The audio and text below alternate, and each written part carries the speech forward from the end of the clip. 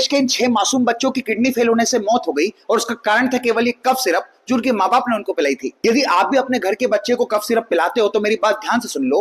हर माँ बाप एक ही गलती करते हैं, कफ सिरप की एक्सपायरी डेट देखकर अपने बच्चों को दवाई पिलाते हैं। अब आप बोलोगे सर एक्सपायरी डेट चेक करना तो अच्छी बात है, लेकिन असली बात यह है कि सिरप का ढक्कन खुलने के बाद केवल 1 महीने तक ही सिरप सेफ होता है। उसके बाद उसमें फंगस, बैक्टीरिया या केमिकल ब्रेकडाउन होने के चांसेस बनने लगते हैं जो बच्चों के लिवर और किडनी पर डायरेक्ट असर कर सकते हैं। भले उसकी एक्सपायरी डेट कितनी भी दूर हो, ये बात हर माँ बाप को पता होनी चाहिए।